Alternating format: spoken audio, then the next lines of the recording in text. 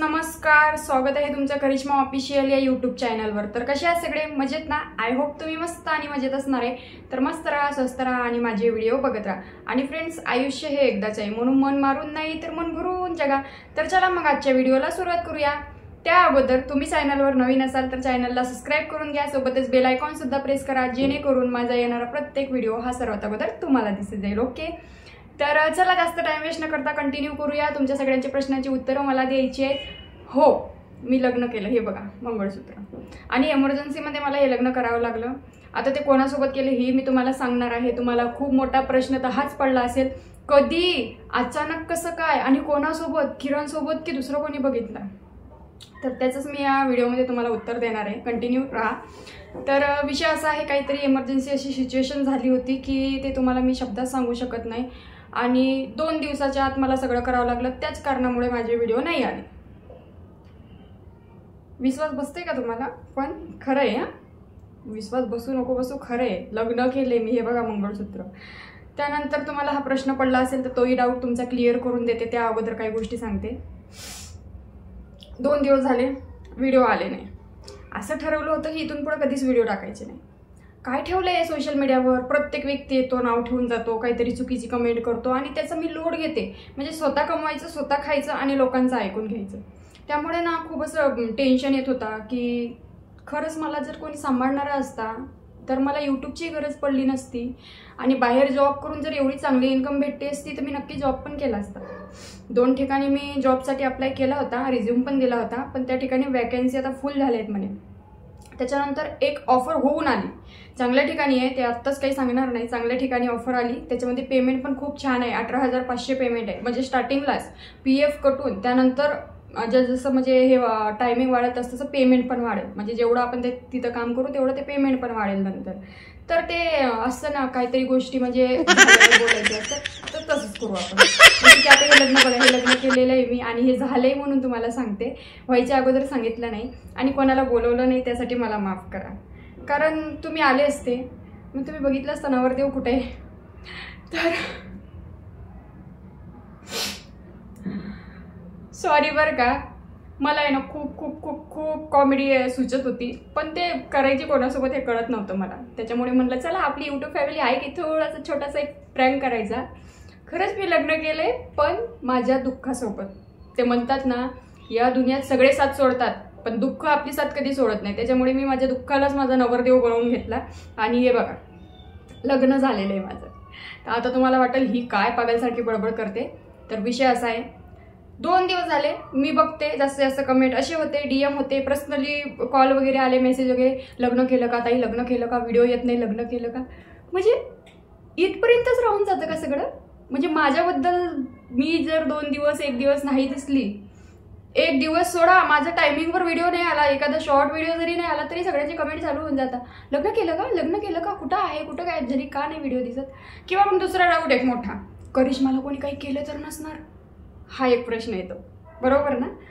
तर बघा, असं काही झालेलं नाही आहे, मला कोणीच काही करू शकत नाही। आणि राहिली गोष्ट, ज्या व्यक्तीपासून धोका आहे असं तुम्हाला वाटते, म्हणजे त्याचं नाव तुम्हाला ऑलरेडी माहिती, व्हिडिओमध्ये नाव नाही घ्यायचं, त्याच्या विषयावर व्हिडिओ नाही बनवायचे किंवा त्याचा कोणताही विषय नाही घ्यायचा। त्याच्यामुळे शॉर्टकटमध्ये सांगते की त्या व्यक्तीपासून माझ्या जीवाला धोका असेल असं काही नाही आहे, कारण मी सगळं लिहून घेतलेलं आहे सविस्तर, आणि तो व्यक्ती कायमचा माझ्या आयुष्यातून गेलेला आहे।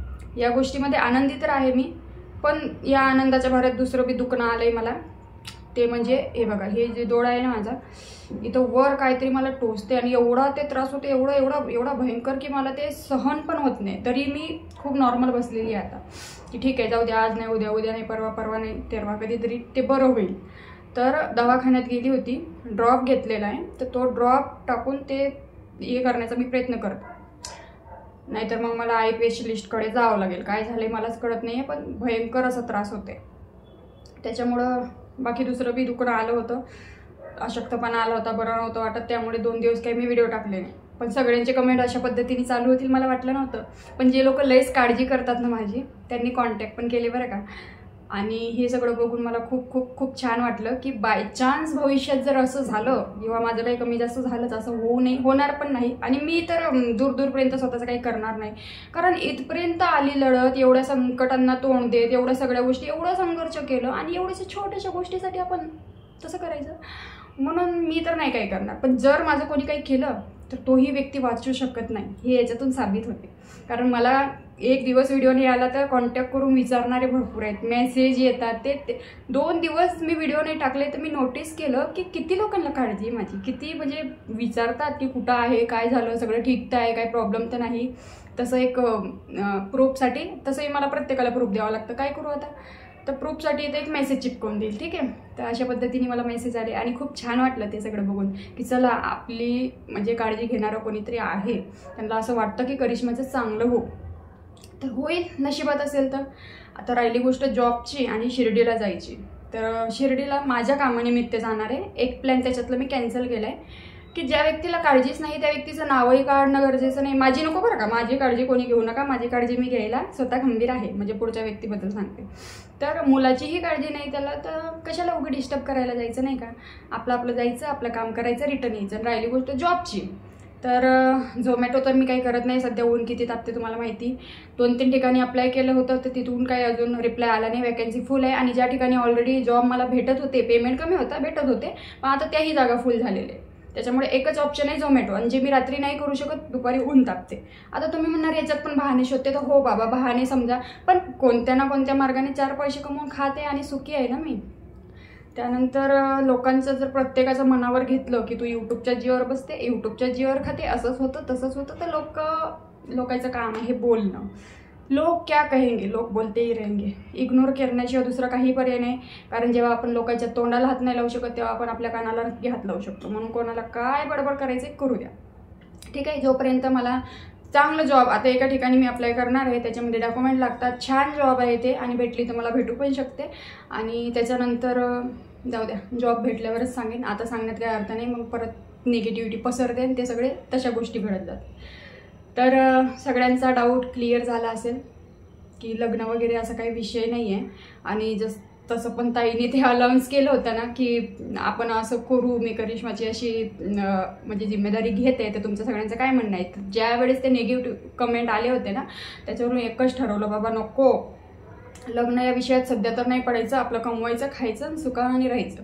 डेली रुटीन तुम्हाला माझे दिसत जातील, पण इथून पुढं होईल तेवढं मी माझ्या मनाला असं आवर घालते की नको, स्ट्रॉंग हो, कोणाला काही नको सांगू, काय गरज नाही. लोकांना सांगून कोण आपल्याला पोसायला येणार नाही. त्यामुळे नॉर्मल व्हिडिओ दाखव करिश्मा, नॉर्मल डेली रुटीन दाखव, ज्यांना आवडतील ते बघतील. बाकी काम लवकरच जॉईन करणारा, तोपर्यंत प्लीज थोडंसं समजून घ्या आणि सपोर्ट करा, ओके. बाकी जी माझी यूट्यूब फॅमिली ती तर सपोर्ट करणार. राहिली गोष्ट लग्नाची, तर मी अजूनही सांगितलेलं आहे तुम्हाला, माझ्या आयुष्यात जर एखादा व्यक्ती परफेक्ट आला, ज्याला सगळ्या गोष्टी माहिती असून तो एक्सेप्ट करतोय, तर मी मागं पुढं बघणार नाही बरं का. कारण एकटं आयुष्य वाटतं तेवढं सोपं नाही. ते ज्याचं त्याला माहिती, ज्याच्यावर बितते त्यालाच माहिती असते. आणि खरंच मुलाला आई आणि वडील दोघांची गरज पडते. पण असं भरपूर ठिकाणी होते बरं का की दुसऱ्यांची मुलं एक्सेप्ट करून त्यांना सक्का बाप पण काय जीव लावेल, सख्या बापाच्या प्रेमाला लाजवेल असे बी प्रेम करणारे लोक राहतात दुसऱ्यांच्या मुलावर. पण ते प्रत्येकाच्या नशिबात नसतात. आता माझ्याही नशिबात नसेल तर तो विषय वेगळा आहे, पण त्याला होईल तेवढं मी माझ्या आई आणि वडिलांचं प्रेम देण्याचा प्रयत्न करते आणि मी त्याच्यासाठी कशाचीच कमी करत नाही. त्यामुळे एवढं काही लय अशी घाई नाही आहे मला. पण एवढंच सांगणार की तुमच्या सगळ्यांचा एक गैरसमज पण दूर करायचा होता, छोटीशी कॉमेडी पण मला तुमच्यासोबत करायची होती, आणि बरं पण नाही मला त्याच्यामुळे व्हिडिओ नाही आले, दुसरं काहीच कारण नाही. घसा दुखतोय, त्यानंतर सर्दी झालेली आहे आणि असं विकनेस आलेलं आहे एकदम. डोकं तेवढं जाम दुखत होतं, आज तर दिवसभर झोपून होती, त्याच्यामुळे व्हिडिओ करायची काही इच्छाच नाही झाली. पण म्हणलं चला सगळे वाट पाहते, आणि 2 दिवस झाले व्हिडिओ नाही, लाईव्ह नाही, दुसऱ्यांना काहीतरी वेगळा डाऊट यायचा आणि सगळे बघायला यायचे करिश्मा आहे का गेली. तरी पण मी त्या इंस्टाग्रामवरचे जे शॉर्ट व्हिडिओ आहेत ना माझे, अजून एक गोष्ट, इंस्टाग्रामवरचे जे शॉर्ट व्हिडिओ आहेत माझे ते डाउनलोड करून मी इकडे टाकते, जेव्हा की ते व्हिडिओ 4-6 महिन्याच्या अगोदरचे. त्याच्याहूनही लोकांना डाऊट झाला की तू लग्न केलं का ताई, तू लग्न केलं का. 1-2 कमेंट बघितले, मी लग्न केलं का, गळ्यामध्ये मंगळसूत्र दिसतो. तर ते जुने व्हिडिओ आहेत, तेव्हा गळ्यामध्ये मंगळसूत्र होता, त्याच्यामुळे ते तुम्हाला दिसते. आणि त्याच्यावरून सगळ्यांना असं वाटलं की हिने लग्न केलं असेल म्हणून हिचे व्हिडिओ येत नाही आणि शॉर्ट व्हिडिओमध्ये मंगळसूत्र दिसतो. तर ते जुने व्हिडिओ आहेत, समजून घ्या प्लीज. जुने व्हिडिओ आहेत ते परत एकदा सांगते. तिकडचे व्हिडिओ डाउनलोड करून मी इकडे टाकते. राहिली गोष्ट लग्नाची, तर मी माझ्या दुःखासोबत 2 हात केलेले. हे माझं दुःख माझा नवरा आहे आणि अशी लाईफ आहे माझी, ठीक आहे. तर हेच तुम्हाला बघायला भेटणार आहे, विशेष काय नाही. इथून पुढे डेली रुटीन टाकण्याचा मी प्रयत्न करणार. बाकी माझ्या मुलाला मी आई आणि वडिलांचं दोघांचं प्रेम देण्याचा प्रयत्न करत आहे. आणि माझ्या नजरमध्ये लग्न सगळं काही नाही, पण एकटं आयुष्य काढणं खूप अवघड आहे. त्याच्यामुळे जर एखादं स्थळ आलंच चांगलं होऊन, आणि स्थळं पण आले बरं का, पण पाहिजे तसे नाही, त्याच्यामुळे मी इंटरेस्ट घेतला नाही. तर जर आलंच एखादं चांगलं स्थळ माझ्या मनासारखं, की एवढ्या सगळ्या गोष्टी ॲक्सेप्ट करून जो एक सगळं माझ्या मुलाला ॲक्सेप्ट करायला तयार असेल, तर तो खरा जिगरबाज. कारण एवढं सगळं म्हणजे प्रत्येक स्त्रीला आपल्या मनमर्जीप्रमाणे जगायची प्रत्येक स्त्रीला म्हणजे अधिकार आहे बरं का. पण हा समाज आहे ना, खूप एखाद्या स्त्रीने डिवोर्स घेतला की तिला खूप वेगळ्या नजरेने बघत असतो. त्यांना असं वाटतं की ही चुकीची आहे, हिच्यामुळे डिवोर्स झाला, हिच्यामुळे संसार तुटला. बाया कशा कशा संसार करतात, अरे करतात, पण मी म्हणते का अशा ठिकाणी संसार करायचा जिथं आपली अजिबात इज्जत नाही, जिथं आपली अजिबात कोणाला काळजी नाही, काय घेणं देणं नाही. रात दिवस असं राबराब नोकरानीसारखा राबा आणि कोणी जेवलीस का पण विचारणार नाही. तर अशा ठिकाणी जर तुमची इमेजच नाही आहे, ठीक आहे, मी कोणाला बोलत नाही बरं का, नाही तर मग परत कोणीतरी येईल कमेंट करल की तू तर नाही केलं, दुसऱ्या बायांना बिघडवते का, किंवा दुसऱ्या बायांना तसं सांगते का. तर तसं माझं काही सांगणं नाही आहे. करा, प्रत्येक लेडीजची हे जे माइंड सेटल असते ना, ते खूप वेगळ्या पद्धतीने असते. प्रत्येकाचं माइंड सेटल सगळं सारखंच नसते की मी जसं विचार करते तसं दुसरी बाई पण विचार करेल. तर माझे विचार असेच आहेत की ज्या ठिकाणी आपल्याला इज्जत नाही, रात्रंदिवस राबून सुद्धा आपल्याला कोणी जेवलीस का विचारत नाही, कोणाला आपली काळजी नाही, कोणाला आपल्याशी घेणं देणं नाही, एक नोकरानीच्या नजरेने आपल्याकडे जर बघत असतील घरातले सदस्य, तर अशा घरामध्ये आपल्याला इज्जत नाही तर तिथं राहून काय खायला, असे माझे विचार आहेत. त्यामुळे मी घेतला डिवोर्स. आणि जो व्यक्ती माझ्या आयुष्यात आला होता तर त्याला तर मी म्हणली नाही की तू खोटं बोलून माझ्या आयुष्यात ये किंवा मला धोका दे, माझ्यासोबत चीट कर, किंवा तो तसा नाही गेला असं मला वाटलं पण नव्हतं. पण शेवटी जाऊ द्या, नशिबापुढे कोणाला नाही जाता येत. त्याच्यामुळे जे काही व्हायचं होतं माझ्यासोबत झालं, आणि त्या गोष्टीचं गम नाही, जाऊ द्या. अनुभव आलं की जगामध्ये कसे कसे लोक असतात, कसे लोक खोटं बोलून फसवू शकतात. आणि या लोकांची एकाच गोष्टीमुळे हिंमत होते बरं का, ज्या मुलीच्या पाठीमागं कोणीच नाही, अजिबात कोणी विचारणारं बघणारा नाही आहे, त्या मुलींना कोणी इझिली फसवण्याचे प्रयत्न करतात. आता एखादी असते जे खूप अभ्यास केलेली असते, तिला खूप नॉलेज असतो आणि खूप म्हणजे अनुभव असतो, तर ती फसत नाही. पण मला अनुभव नव्हता, मी फसत गेली. पण जशी फसली तेव्हा समजलं बापरे, एवढं भयंकर खोटं बोलतात लोक की मला आईबाप नाही. आणि एखाद्या महिलेला मिळवण्यासाठी ते कोणत्याही थराला जाऊ शकतं, हे पण मी बघितलं. याच्यावरून मला एवढे अनुभव आले की आता तर मी कुठं फसणार नाही.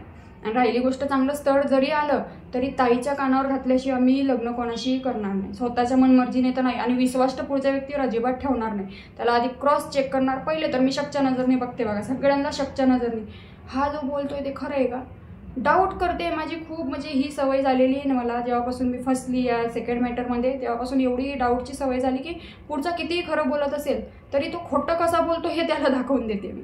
पण जेव्हा तो पुढचा व्यक्ती खरं असेल ना, खरंच खरं असेल, तर तो मग तसा आहे तसाच राहतो, त्याच्या याच्यात काहीच बदल होत नाही. पण तो जर खोटा असेल तर मग आपण प्रश्न केल्यावर मग चेंज होते, नाही असं नाही, असं नाही, असं समजते ना मी काय बोलते. तर असंच मी फसणार नाही कुठं. आणि भरपूर जणांना ही पण काळजी लागली राहते. काही 2-3 ताई आहेत, त्यांचे मेसेज पण येतात मला की करिश्मा तुला गोड बोलून कोणीही फसवू शकतो, तू एकटी आहे, मागं पुढं कोण नाही, त्याच्यामुळे तू कोणाच्या गोष्टीमध्ये येऊ नको की त्यांनी जर पुढच्यानी मोठं मोठं काहीतरी सांगितलं असं करल तसं करल आणि तू फसशील. तर असं काही विषय येणार नाही, काळजी करू नका. कारण मी ज्या पद्धतीने अभ्यास केला, जेवढं मला अनुभव आले त्याच्यावरून ते एकच सांगणार, मला कोणीच फसवू शकत नाही. आता बस, फसायची होती तेव्हा फसली, झाली चुकी माझ्याकडून. पण मलाही जगायचा अधिकार आहे, मला या आयुष्याचा आनंद घ्यायचा अधिकार आहे. जर प्रत्येक व्यक्ती असा आत्महत्येचा विचार करेल असं काही झाल्यावर, म्हणजे असतात बऱ्याच महिला असतात ज्यांना असं वाटतं की बापरे एवढं काही झालं, आणि मी एवढ्या सगळ्या सिच्युएशनला तोंड देऊन इथपर्यंत आली म्हणल्यावर माझा तर ते विषयच येत नाही. आणि ओव्हरलोड झाल्यावर सांगता पण येत नाही. पण आपल्यावर पोराची जिम्मेदारी आहे, त्यामुळे मी शांत बसते. नाहीतर माझ्या ठिकाणी दुसरी असते ना, 100% एवढं काही झालं. आता बघा ना, माझ्या बाबतीमध्ये लोक असं पण बोलायला लागले की तेलही गेलं आणि तूपही गेलं. म्हणजे याचा अर्थ कळतंय मला तुम्हाला काय बोलायचंय. तुमचा म्हणण्याचा अर्थ असा होता की तिकडे डिवोर्स नाही घ्यायला पाहिजे होता, तिकडे डिवोर्स तू फुकटमध्ये याच्यासाठी घेतला कारण या व्यक्तीशी लग्न करायचं होतं. आता याही व्यक्तीने बरोबर साथ दिली नाही, याचा अर्थ तेलही गेलं तूपही गेलं असं म्हणणं आहे तुमचं. तर असं काही नाही आहे. शेवटी नशिबात जे लिहिलेलं असतं ते होत असतं, आणि शेवटी नशिबाच्या पुढे कोणी जाऊ शकत नाही, त्याच्यामुळे मी काहीच करू शकत नाही. मी होईल तेवढे प्रयत्न केले. राहिली गोष्ट तेल गेलं आणि तूप गेलं त्याची, तर ते तूप जाऊ दिलं, तेल जाऊ द्यायचं का नाही हे माझ्या हातात होतं. पण तरीही मी जाऊ दिलं. मी हाय तसा जर स्वीकार केला असता, हाय तसं एक्सेप्ट करून जर राहिली असती आणि सोशल मीडिया सोडून जर ठीक आहे 10,000 त्यांनी कमवले असते, कसे का असो ना, 10,000 मी कमवले असते तरी आम्ही सुखी राहिलो असतो. पण मला असं वाटत होतं की सर्वात जास्त इम्पॉर्टंट विषय हा होता की भविष्यात जाऊन माझ्या मुलाला त्याच्यामुळे काही प्रॉब्लेम नको की तो हा क्रिमिनलच आहे किंवा तुला हा असाच भेटला का किंवा तू माझं सांभाळ का नाही एकटी केली किंवा तुला काही कोणी चांगला भेटला नाही का किंवा असे काही प्रश्न आले तर त्यावेळेस माझ्याकडे उत्तर नसणार आहेत. प्रेमच सगळं काही नसतं लाईफमध्ये. पुढच्या व्यक्तीने जिम्मेदारी घेणंही गरजेचं आहे. त्याच्यामुळे मी विषय ड्रॉप केला की ठीक आहे बाबा नको, जे होईल ते नशिबाने जे लिहिलं असेल ते होईलच. आणि शेवटी हा पण एक नशिबाचाच खेळ होता म्हणावं. कोणीतरी आपल्या लाईफमध्ये जेव्हा येतो ना तर तो काही ना काही धडा शिकवून जाण्यासाठी येतो म्हणतात. आणि भरपूर असे सोशल मीडियावरून पण मानलेले रिश्ते नाते माझ्या आयुष्यात आले की त्यांनी प्रत्येकाने वेगळा वेगळा धडा शिकवलेला आहे. कोणावर कसा विश्वास ठेवायचा नाही ठेवायचा, कोण किती खरं कोण किती खोटं, बऱ्याच गोष्टीचा मी अभ्यास केलेला आहे. यांच्यातून अनुभव मला भेटलेला आहे. त्याच्यामुळे आता मी पुढे चुकणार नाही. बाकी एवढंच आजच्या व्हिडिओमध्ये मला हेच सांगायचं होतं. थोडीशी कॉमेडी करू वाटली. कशी वाटली कॉमेडी सांगा नक्की. आणि राग आला असेल तर सॉरी बरं का, नाही तर परत काहीतरी नेगेटिव्ह कमेंट करून जाणार.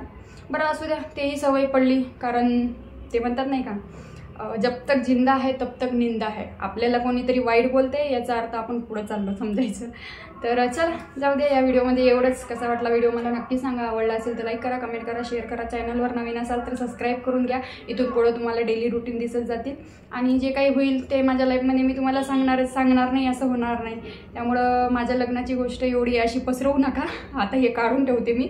व्हिडिओ पुरता घातलं होतं, म्हणलं चला एक कॉमेडी करावं तुमच्यासोबत. कारण सगळेच म्हणत होते लग्न झालं का, लग्न केलं का. तर हो बाबा, आपल्या दुःखाशी 2 हात केले आणि सुखाचा संसार करते. तर कसा वाटला व्हिडिओ नक्कीच सांगा. लाईक करा. भेटू लवकरच पुढच्या व्हिडिओमध्ये. तोपर्यंत तुम्ही मस्त राहा, स्वस्त राहा, काळजी घ्या. Bye bye.